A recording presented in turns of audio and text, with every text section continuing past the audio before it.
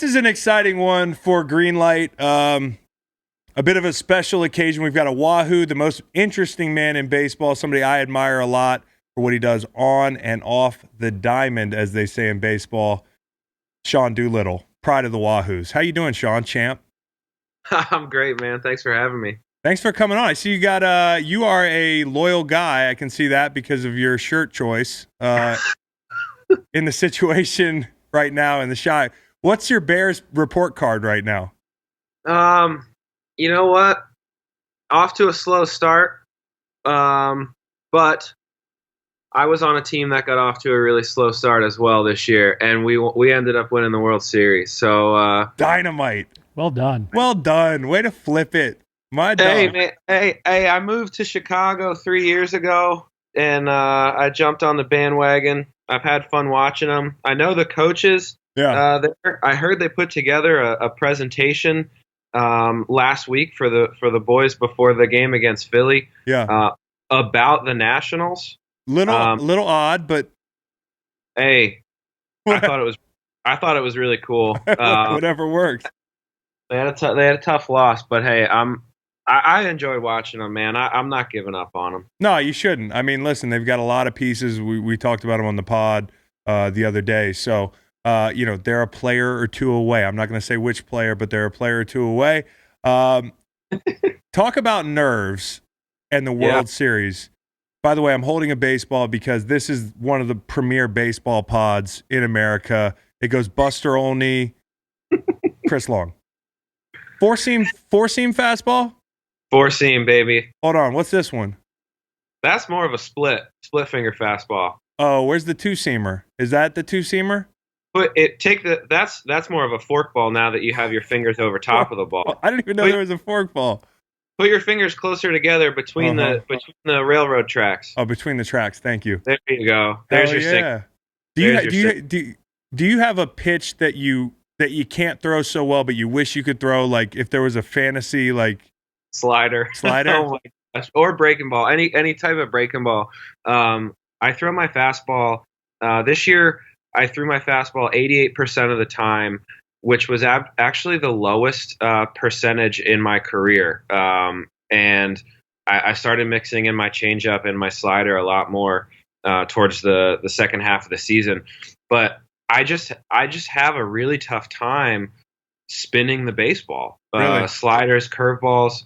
I throw with a very stiff wrist, which is one of the reasons that my fastball has the deception that it has. But it makes it very difficult for me to snap off a breaking ball. So I was working with Scherzer and Strasburg on it for a bunch this year, and with varying results. I had it for a little while, and then I kind of lost it. So that's one of my projects for the off season. Maybe a preview of things to come, but back to that was exciting. And like I told some people, I've been like Rip Van Winkle with baseball. I took 11 years off because it's hard to keep up. I mean, the season's so long. I'm an all or nothing guy, so I have to watch all of it. Now that I'm retired, I can watch it all. Everybody in Charlottesville was so hyped for you and Zim, and Elliowood Avenue was going nuts. I feel like you were there in spirit. What are the nerves like when you're getting ready to take the field for a World Series game that everybody on the planet's watching? Like, if a fly ball pops up in the air at night, are you nervous? Because it's petrifying looking to me. The nerves were, they're pretty intense, especially because there's so much happening before the game. Like, I don't know, like you probably dealt with this in the Super Bowls that you played in, but like we had a media day on the day before the World Series started. And then, I'd been lucky enough to play in a couple All-Star games, but the media at the World Series was like times 100. There were so many more cameras and reporters. And so you start to realize on the day before, and then we had a light workout after that, but you're right away, you're like, oh wow, this is like a totally different beast. This is something that none of us had ever experienced. We had, I think, like 3 guys on our team play in a World Series before.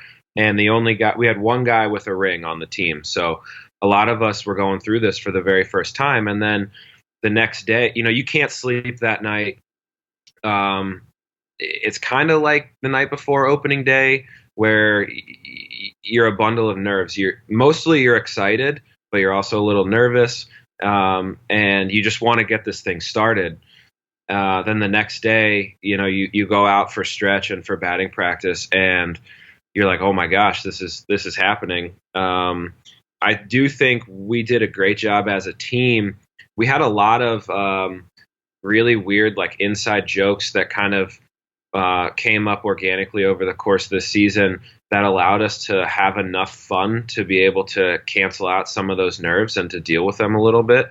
One of the things we had, all the relievers, we wore polo shirts out for batting practice because we said we started doing it in the division series when we were down 2-1.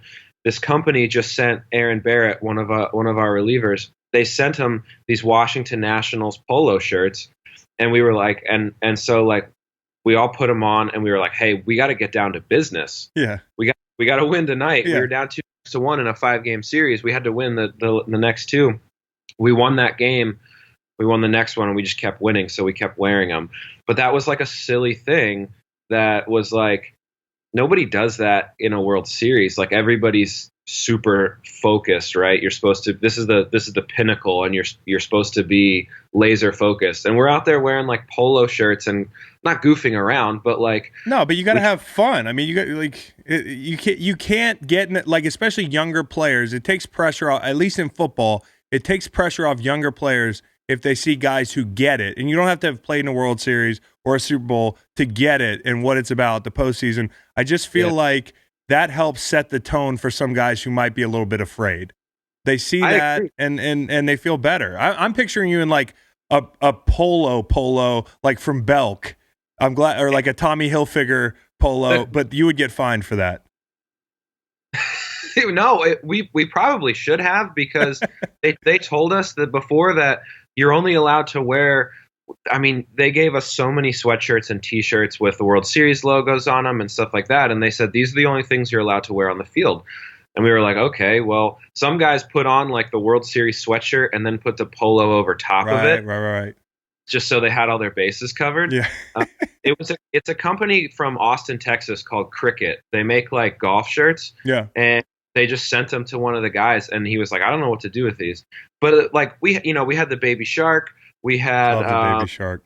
We had guys in the sun in the dugout wearing like rose-colored sunglasses.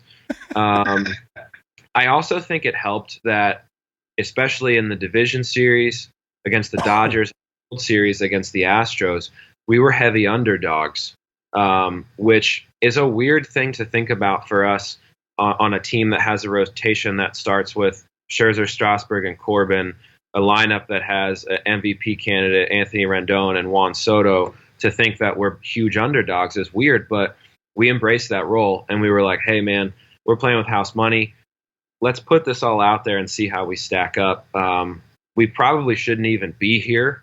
We were kind of aware of that just based on the way our season started. So we tried to look at it like, what an incredible opportunity we have here to flip the script on these guys. Let's take it to them and see.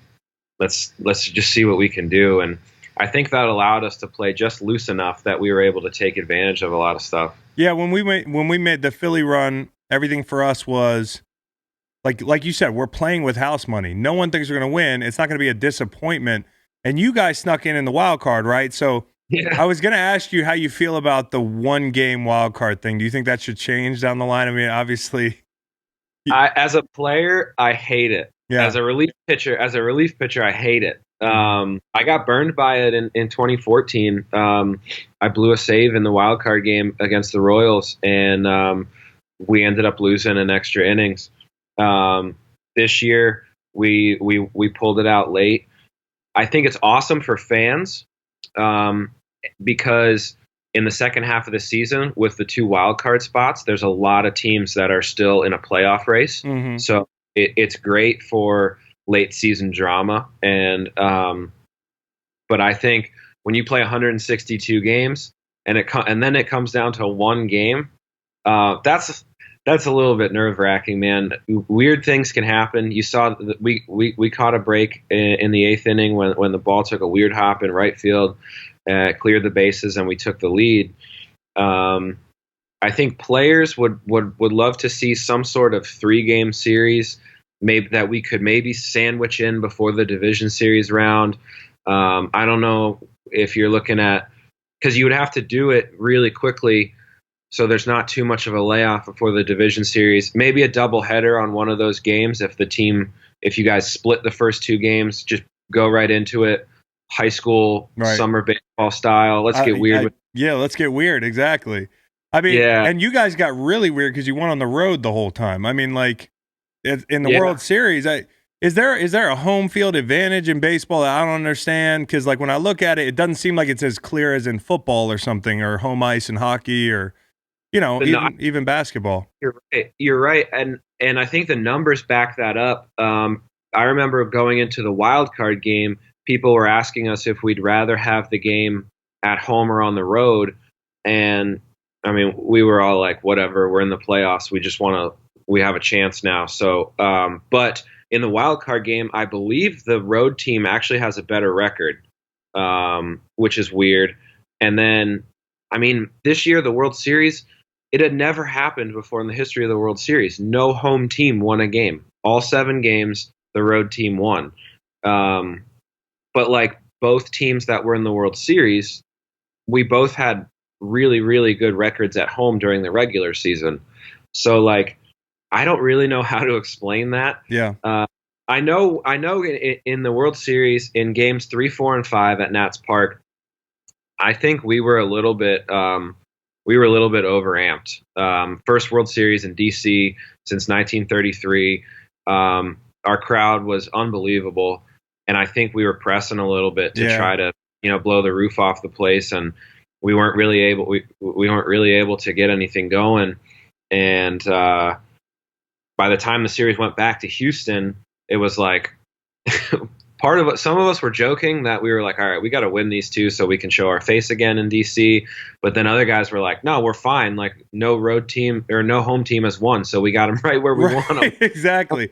I mean, you talk about pressing though, Sean. I mean, like in our sport, energy is your friend. Like that energy, that excitement, that aggression, and like that's interesting. You tap into it at home, it's like these fans are out of control. I really want to mash the ball or strike people out, or like it's just it's weird. It's a different vibe. Yeah, you have to be able, like football, like you guys run out of the tunnel and you're like, let's go. Yeah. And it's like, you very much feed off that energy. Baseball, like it's a slower game. Like it's a little boring at times. Like you have to be able to manage kind of the lull of the game. You have to be able to think a little bit more strategy. You're trying to figure out the pitcher. The pitcher is trying to make a pitch in a pressure situation. You can't just feed off those nerves. You have to be able to channel them somehow. And we just might have been pressing during those 3 home games, but once we won the wild card game, especially the way that we won it, there was a feeling of almost like invincibility. Maybe like, are we supposed to do this? There's a team almost every postseason that ends up with devil magic, is what we call it. Like they catch every break. They get a lot of the close calls to go their way. Every clutch situation, somebody steps up. And so after the wild card game, we were like, whoa, maybe we have devil magic. And with the Nationals, we had always been the victim of it. Yeah. And so this was like a whole new thing, and we just tried to take it and run with it. You got to flip the devil magic. That's what I always say. But you save some energy and some devil magic for probably a celebration, right? Because like that's the big question. Before I won a championship, I always wondered what it'd be like the night you win a championship. And then the parade, which I never thought about, is the best part. In baseball, the night after the Super Bowl is not as cool as you think. Like the night after you win, like it's more about the parade in the next couple days. Did you sleep? Like how many hours of sleep, not REM sleep, just sleep did you get? Not a lot. I'm totally with you. Until first of all, being in the World Series was crazy. Winning it until you've done it before. I don't know how if you felt this way, but like it was such an abstract idea. Winning a world championship. It was obviously the ultimate goal, right? And you talk about it every spring training. But I'd never made it past the first round of the playoffs. I lost in the division series 3 times before we broke through this year. So like winning a World Series, it was very very surreal. Even as you know, you're hugging your teammates and you're getting doused with champagne. Um, that night, I mean, we celebrated in the locker room afterwards, champagne shower, everything. Um, but there was so much media in there. I think it was our most tame celebration, just because it was so crowded. It was so crowded, and all the cameras. There's every media outlet, I guess, they have a cameraman, and then a reporter, and there's a microphone on a cord connecting the camera and the mic. And so like they create like this chain where like you can't get through to like hug your teammates. Like it's weird. And so I mean, once the champagne was popped, and a lot of the beers and stuff had been drank, we went back. Oh, we went back out on the field. We took some pictures with like our family and stuff.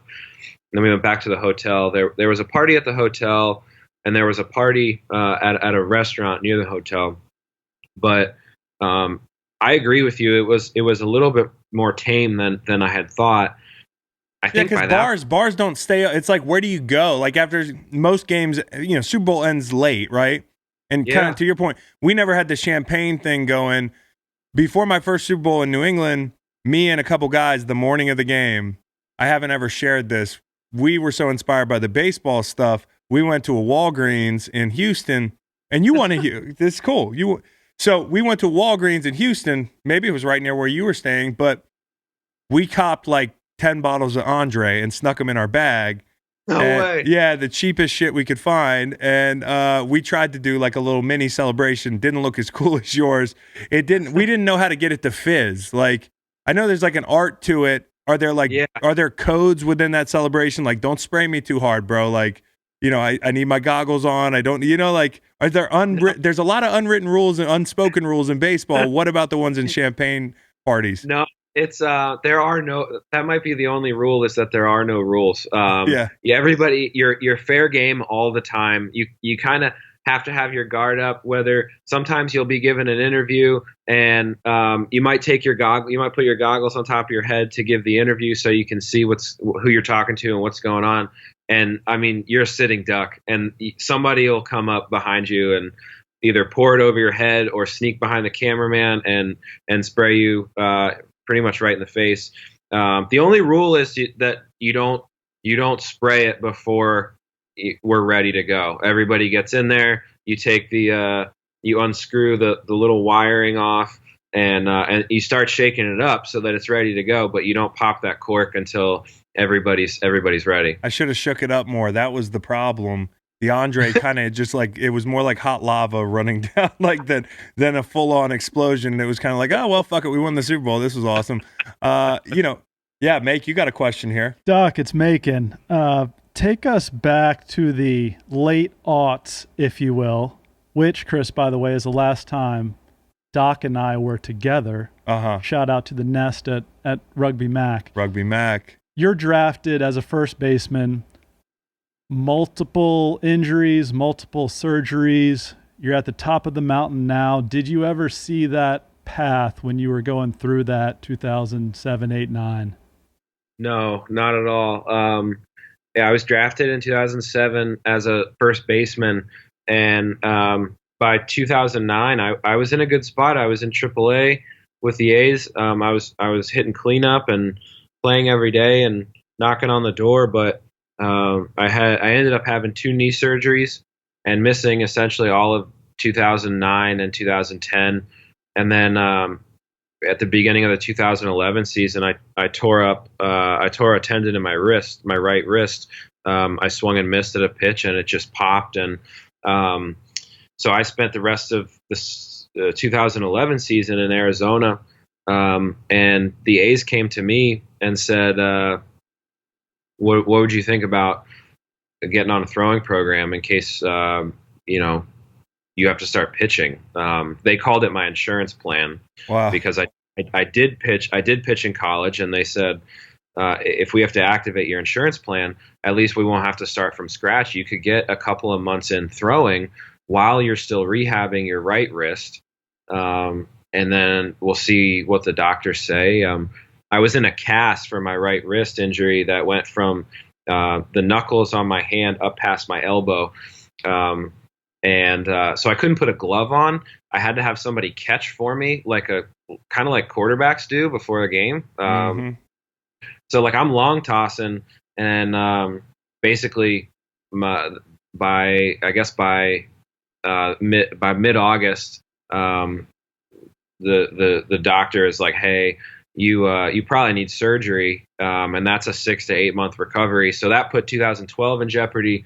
And I went to the A's and I said, I was pretty much at the end of my rope. I had asked to switch right after that, and in the meantime, I'd called my agent and I actually said, hey, what's the process look like for re-enrolling in college? I was going to go, if they weren't going to let me switch, I was going to go back to school. Wow. And I wanted to kind of explore how to start doing that. And they came back to me the next day and they were like, we were kind of surprised you didn't ask us about this sooner, about switching. They brought a scout to watch me throw to hitters the next day. I didn't throw a single pitch under 95, and that was a little mind blowing to me. I felt like I was kind of throwing hard, but even in college, I didn't throw that hard. Maybe a few extra years of development and strength training, that might have helped. But so like then they were like, you can switch, but you're going to have to start all over again in the minor leagues. And I was like, that's fine. Just get me off the training table, get me off the disabled list. Let's go. I'll play wherever. Just give me a uniform. I started the next season, 2012. I started the next season in Single A. I was there for a month. I was in Double A for 3 weeks, and I was in Triple A for a week, and then I got called up in June. So I never envisioned going through all that. I never envisioned winning a World Series. My mindset during that time, I just didn't want to leave any stone unturned. I didn't want to have any regrets. If I was going to go back to school, which I still plan to do at some point. You and me, we might be in the same classroom. Hey, that would be. I got like 20. I have 20 credits left. What was your major? So I was a psychology major. I have 30 credits left. I might switch and catch up, and then we could just cross the finish line together. There we go. And I've got a diploma. If you guys want to see what one looks like. I can't find the words because I'm not a college graduate. Go fuck yourself. So you talked about Oakland a little bit. You were loved in Oakland, and for years there, where I'm following you, I actually would watch some Oakland games, and I love that as a sports town. I know you seem to really enjoy the area. They're losing the Raiders. The Warriors bolt to San Fran. The Warriors get gentrified. Right. When you look at Oakland, what do you remember as a sports town? And is there a way forward for them to preserve some of that magic that they've had in the past there? Oakland, I still think they have some of the most loyal and passionate fans in baseball. If you've watched A's games, you turn those games on, and I mean, a lot of times there's 10,000 people, 15,000 people in the stands, and in that stadium that I think as they have it set up right now, because they have some tarps on the upper deck covering some seating. I think capacity is around like 40, so it looks empty, right? But they always made it sound loud. They bring drums, they got horns, there's signs. It's unlike any other fan base in Major League Baseball. because of the energy that the fans bring. They're incredibly passionate. They find connections with players, and it as a player, they're like, it makes you feel like you're really like a part of the community. It's a really cool vibe.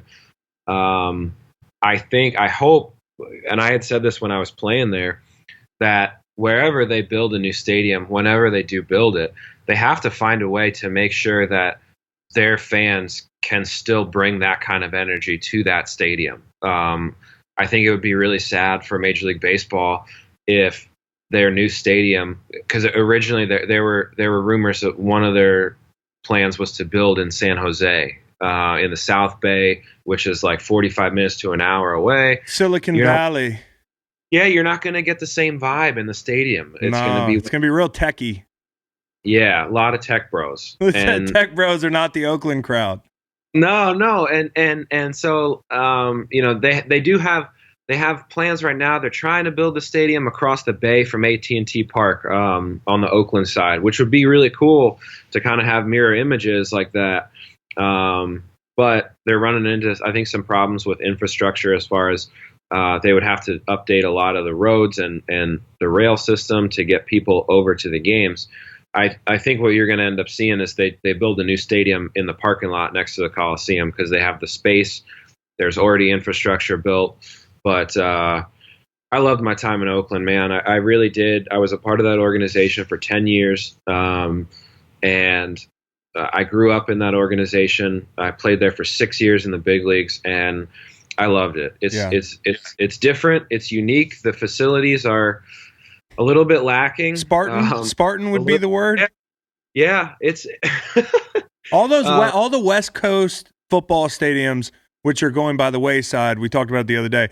Like Qualcomm gone. Candlestick was my favorite place to play in the world. Like, even though they were fierce rivalries, Rams, Niners, so fun to go there. Even though I had to tell my wife and my mom, do not wear Rams clothing. Like, none of that. Yeah, bring a big buddy in with you. I'd send one of my buddies in to sit with them. It's a rough place for football, and that's what football is all about. And I know the baseball fans are in the black hole in the Coliseum. When I watch A's games, it doesn't seem corporate. It doesn't seem gentrified, and I love that about it. I hope they find a way. On a lighter note, Sean, is baseball the best sport to take a dump during the game in? It has to be, right? I mean, there are probably more natural breaks in the game than any other sport, I would think. There's more downtime. So if you're a position player and your spot's not up that inning, or you're a pitcher and maybe it's not your start day, or you're in the bullpen, I just feel like now with the facilities and all these new stadiums, especially, there's a bathroom right in the dugout, and there's bathrooms in the bullpen. So are you allowed to? Is there, like, there's rules out the wazoo with baseball? Are you allowed to dump in the main bathroom right there and blow it up? Not in the dugout. Yeah, you don't do that. Supposed to do it in the dugout. No. In the bullpen, it's supposed to be kind of emergency situations only, or nothing like that past the fifth inning, because you got your late inning guys that are going to need to maybe use the bathroom before they have to start warming up, and you don't want to drop a bomb in there to leave it for them before they're trying to get ready to nail down a win. So nothing after the fifth, but so many of these places have, you can use the tunnel to get from the bullpen to the locker room if you really need to, and it's got to be peaceful when there's 20,000 fans out in that stadium to find a quiet place to just be alone and exercise the demons. What'd you call it? Devil magic? That's not devil magic. Make, what did you have? I want to bring us back a little bit. Okay. I know that's your go-to topic more often than not. Sean, 2019 baseballs.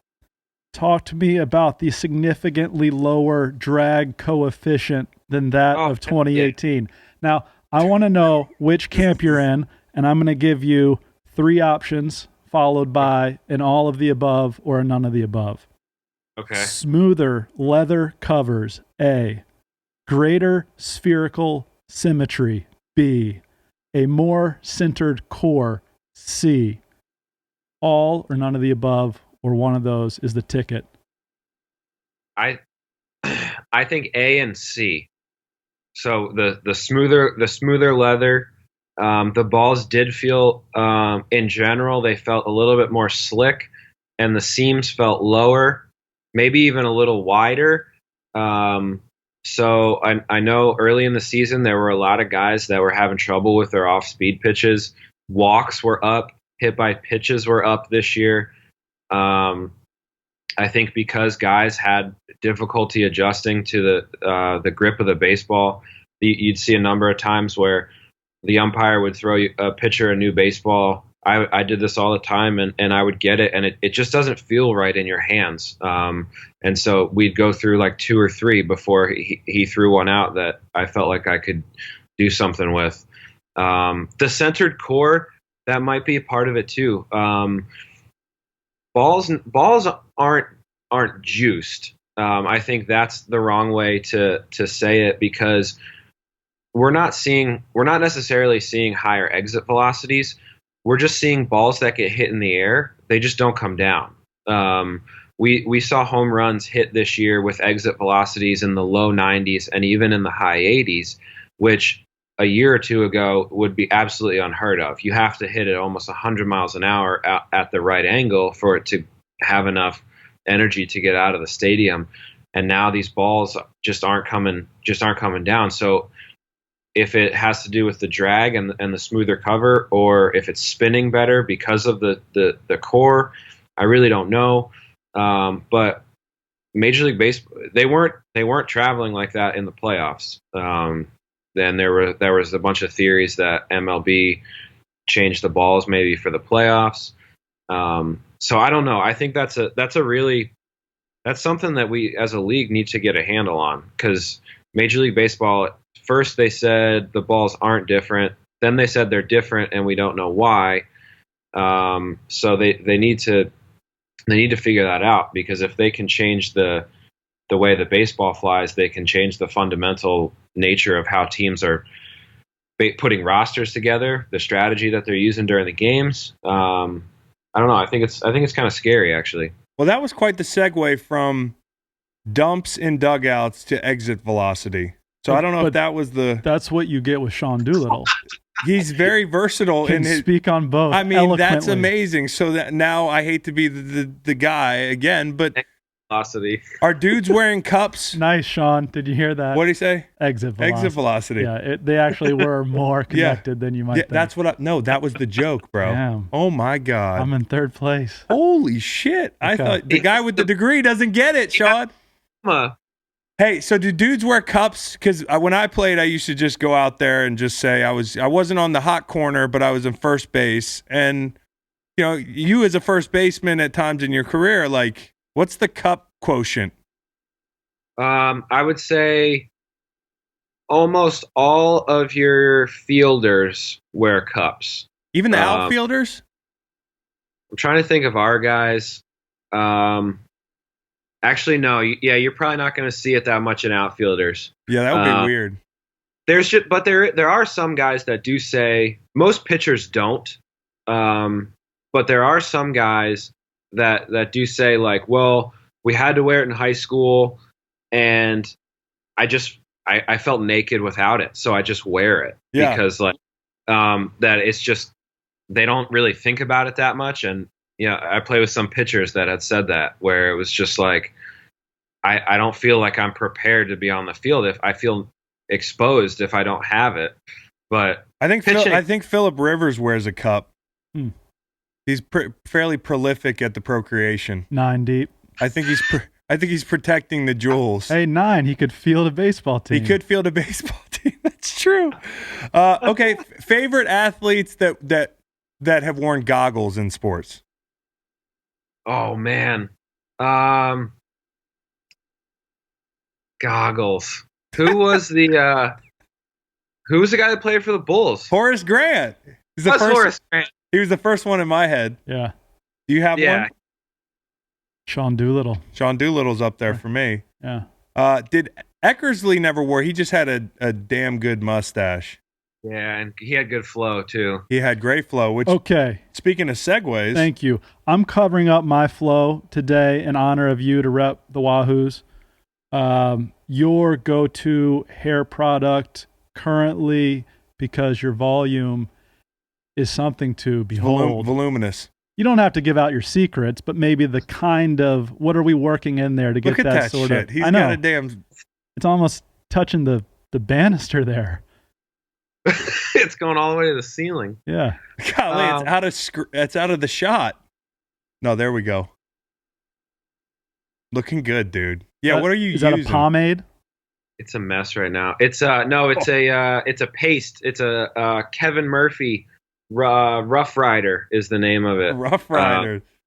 Google. Yeah, it's what I have a ton of hair and it grows so fast. It can be. It's a good problem to have, I suppose. But oh my god, I haven't gotten a haircut in like 2 weeks. It was good luck. We were making a run. So well, the flow is intact. It is looking good, dude. UVA. What's the perception of UVA baseball to other major leaguers? Like, what do they think about UVA players? What's the rep?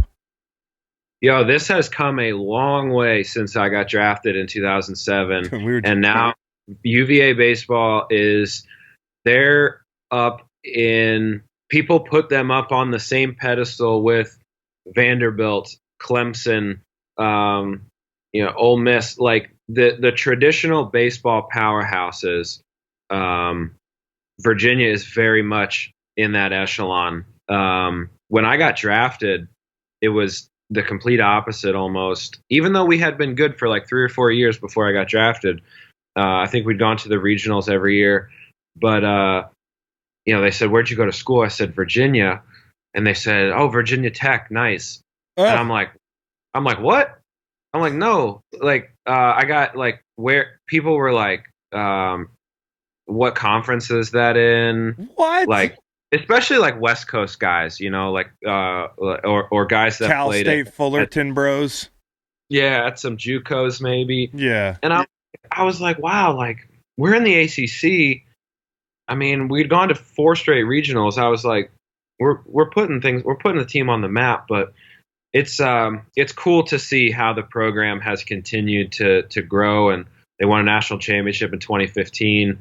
So, it's been so cool to follow. Give us an interesting Oak story. Interesting. Oh my gosh, an interesting Oaks. There's a lot. You put me on the spot here. He does that. He does that a lot. The good thing is we're going to trim this down so that while you're thinking, it doesn't look like you thought for a while. I'm thinking. And, man.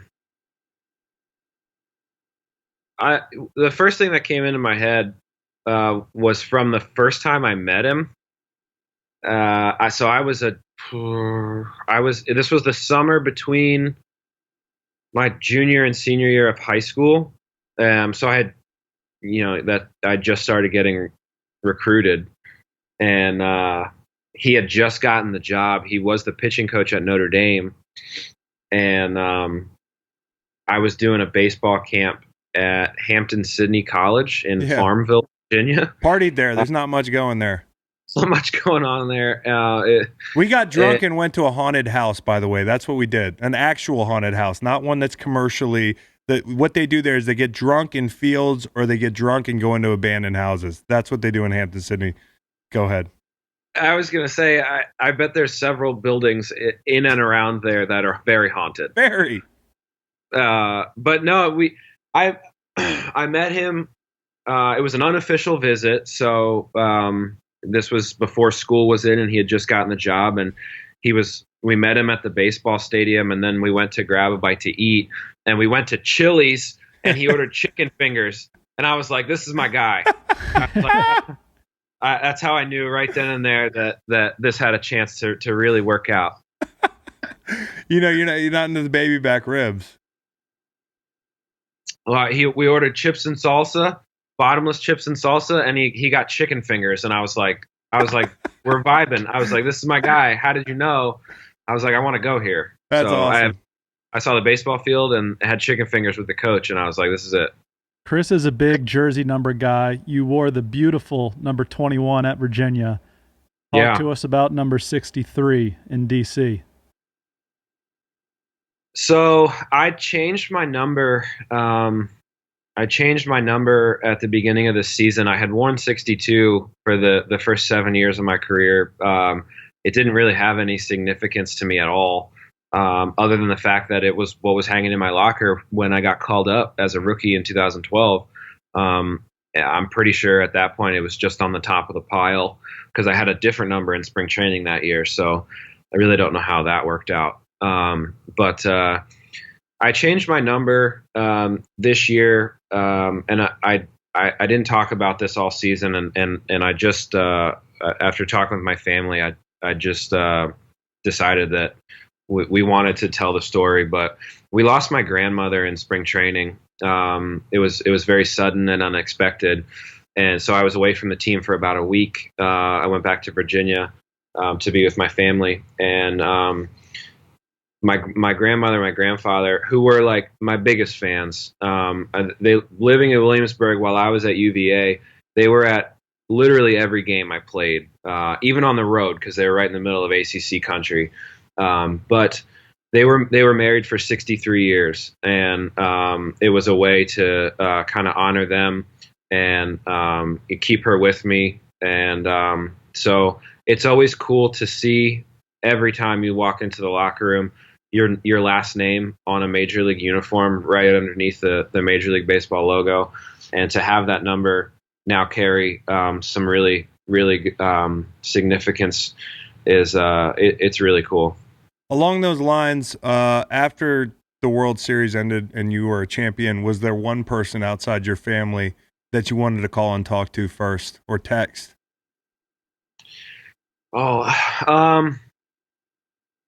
My phone was blowing up. And yeah, how many text messages did you have after? I came in from Game 7 after the